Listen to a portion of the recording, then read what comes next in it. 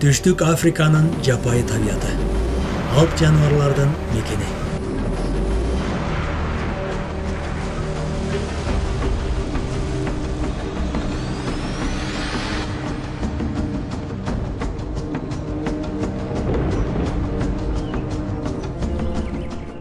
Чыгыш Африканын түштүк тарабы.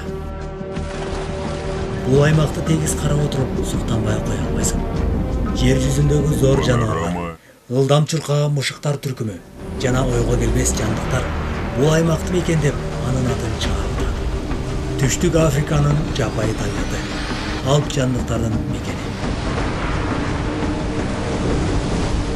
Түштүк Африканын сырдуу табияты бизди деңиздин батыш жээктеринен албут, беттегенинен кайра тартпаган оргуштаган толкундар менен тосуп алат.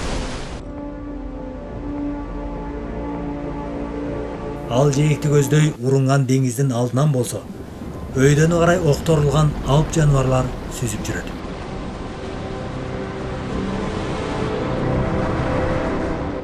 Ал башка жандыктардан бир гана зор денеси менен айырмаланбастан, ачка жана жаалдуулугу менен да белгилүү болуп келген.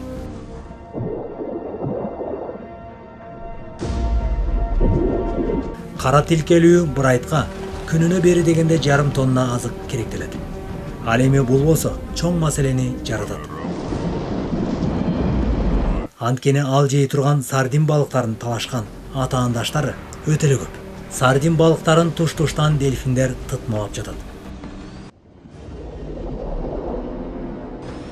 Алардын кол салуудагы ылдамдыгы саатына 50 чакырымды чапчыйт. Бул гана эмес, сардин балыгынын чүйгүн этин жеш үчүн кап олуштары же альбатрос куштары жана ичке тийин түйүр тиштүү акулалары да кызуу аралашат.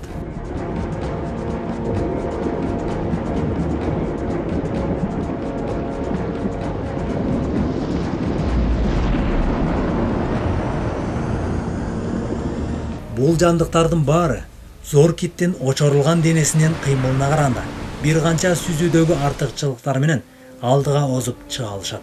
Ал эми зор кит бир оп тартып кетип, кайра кайрылып келгенче бөлөк жырткыч балыктар сардин балыктарынын тымтыракайын чыгарып кетишет.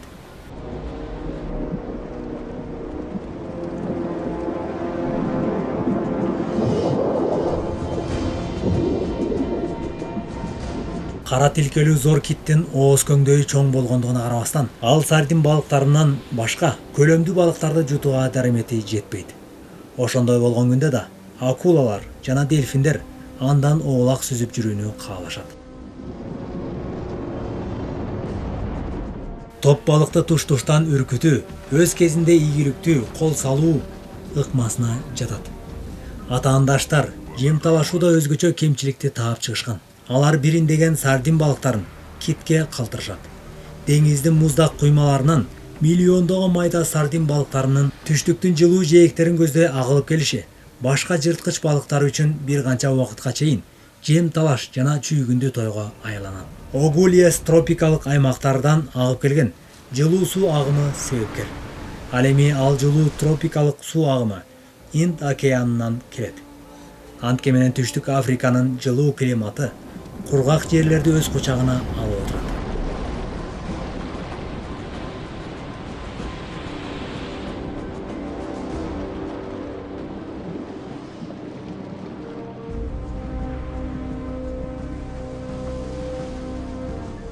Бул чөлдүү дөбөлөрдүн деңиз менен бириккен жээктери кемелердин токтошу үчүн бир топ кооптуу көрүнгөнү менен куюлушкан кумдуу дөңсөлөр жылуу маанайды жаратат. Деңиздин туздуу суусу материктин түпкүрүнө кирип, андагы жыш токойлорго өмүр берип турат. Ал токойдо мангра дарактары өсөт. Бул дарактар башка өсүмдүктөрдөн айырмаланып, туздуу сууда деле өсө берет. Ал деңиздин суусу бир тартылган кезде, кайра каптаган кезде соолуп калбастан өсө берет.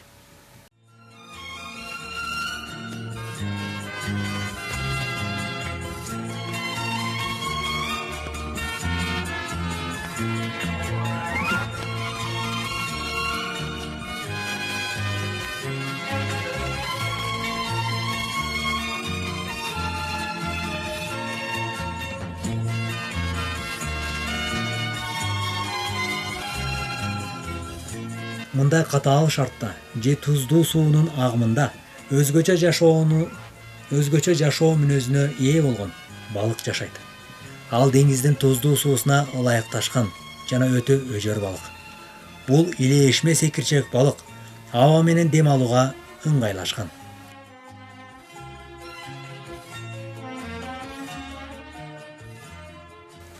Анын бул шартка ылайыкташкан бакалоорлору абаны кабыл алууга мүмкүнчүлүгү бар.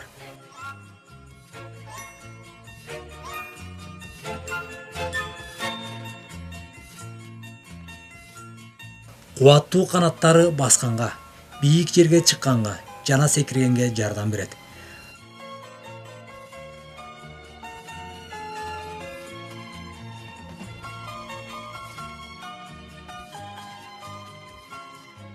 Ал кайда болбосун сойлоп, секирип жыла алат. Бирок алардын өз аймактары болот. Кокус бөлөк эркек балык чоочун аймакка кирип келсе, аны башка эркек балык анча жактыра бербейт.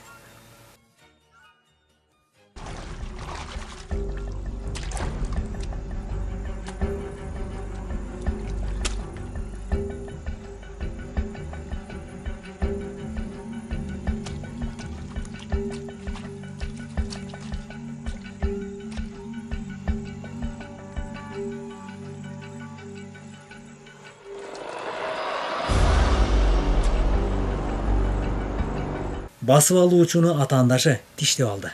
Бирок анын максаты зыян келтирүү эмес.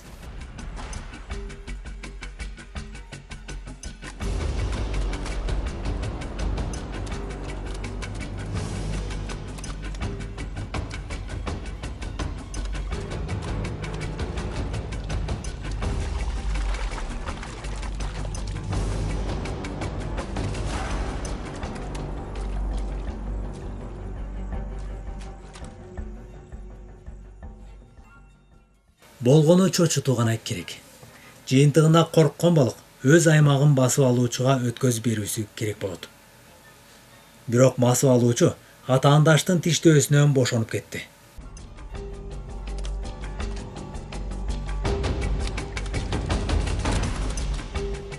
Дагы бир жолу тап берүү менен чоочун кол салуучуну качырып жиберди.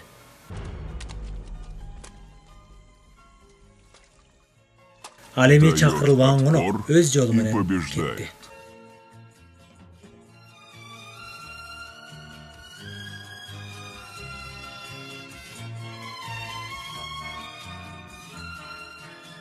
Материктин алыскы аймактарына бет алуу менен Түштүк Африканын тропикалык чыштокойлуу жайына туш келебиз.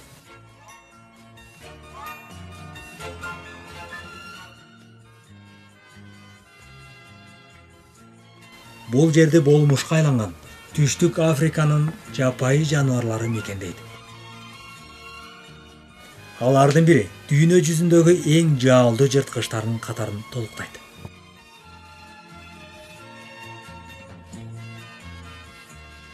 Нил крокодили.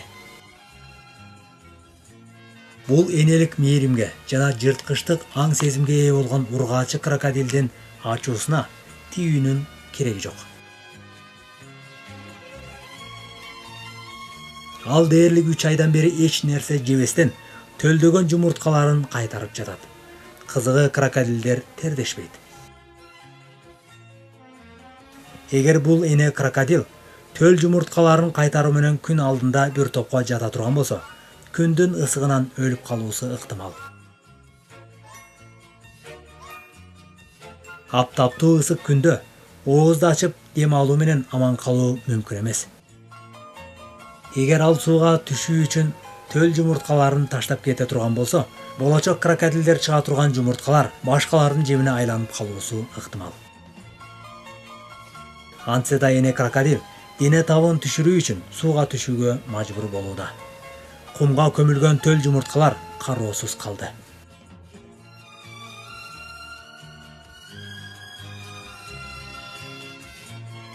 Ал эми ал жумурткаларга көз салып тургандар да бар. Ак тамак эчкемер, тамак табууда эч нерсени ылгабайт. Жумурткалардын ээсиз калышы ал үчүн эң мыкты тамак болуп берет эмеспи? Ал бул мөөнөттү бир канча күндөн бери күтүүдө.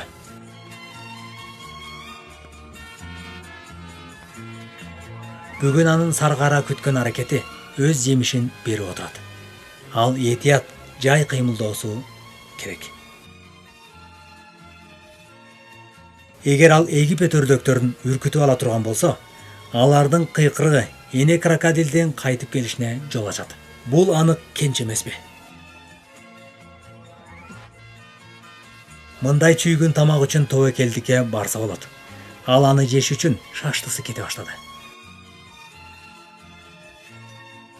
Бирок анын шашылганы эне крокодилге белги берип койду.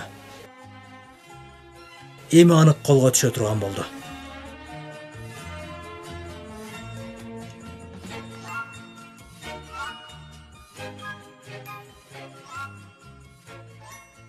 Эчкемер кетерден мурда бир канча ирет төгүлгөн суюктукту жалаганга жетишти. Эне крокодил төл жумурткаларына шашылып келатат.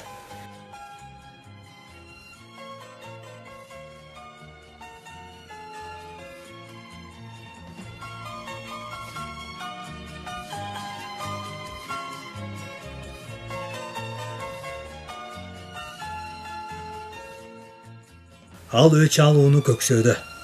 Эне крокодил жолду экен. Ал болгону бир төл жумурткадан гана айрылды. Бирок эне крокодил шашылбастан тура турганда, деңиз тараптан келе жаткан нөшөрлүү шамал анын денесинин ысык табын муздатып кетет болчу. Нөшөрдөн кийин жер жүзү кудум жан киргенсип, ажарына чыга түшөт.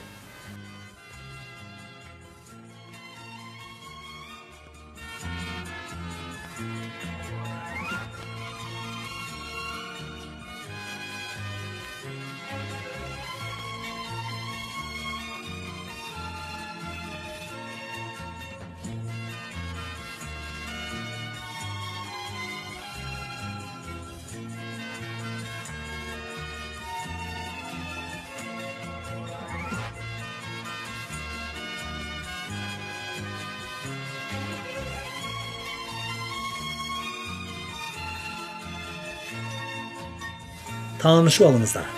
Бул африкалык кыска тумшук бака. Бул жөнөкөй бакадай көрүнгөнү менен ал секире да, сууда сүзө да албайт.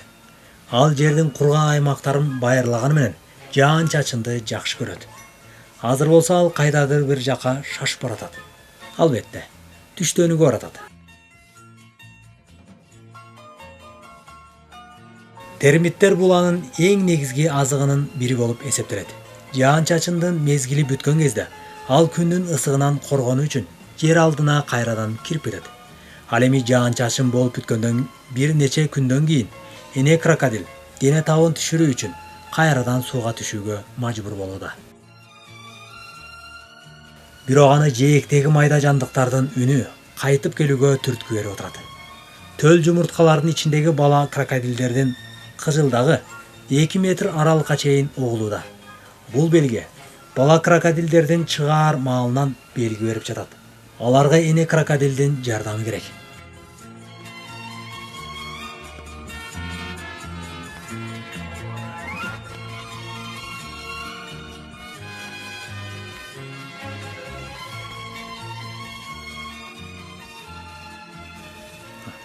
Крокодилдер дүйнөдөгү эң кубаттуу жаак булчуңдарына ээ жаныбар болуп эсептелет.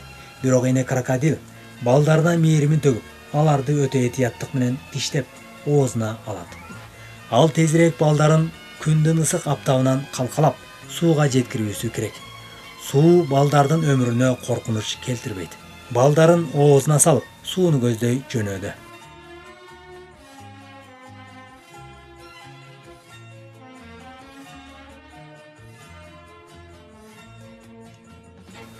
Бирок кум арасында жумурткадан чыга элек дагы бир канча балдар калды. Алардын өмүрү коркунучта турат.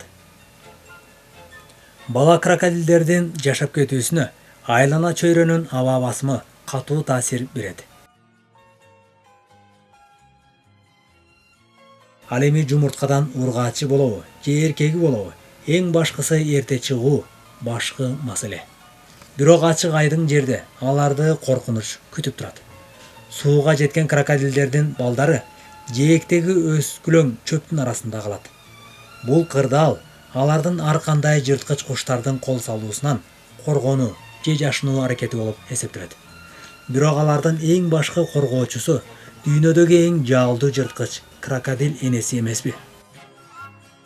Эне крокодил балдары менен 2 ай бирге болот. Андан кийин жарым жылдын аралыгында крокодилдин балдары өз алдынча жашоого өтүп, ал аралыкта алардын дээрлик жартысы башка жырткыч жаныбарлардын кол салууларынан улам өлүмгө дуушар болушат.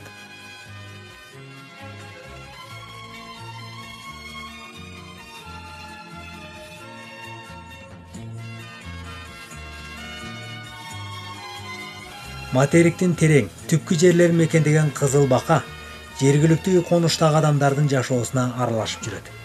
Бул бакалардын бул аймакта бир канча түрү жашап, амфибиялык өзгөчөлүккө эгедер болгон жападан жалгыз жаныбар болуп эсептелет. Кызыл бака жергиликтүү Зулус кыштагынын аймагында көп кездешет. Зулус эли Түштүк Африканын аймагын мекендеп, калкынын саны кеминде 9 миллионду түзөт. Бул улут өлкөдөгү калктын көптүгү менен бөлөк улуттун өкүлдөрү менен айырмаланып турат.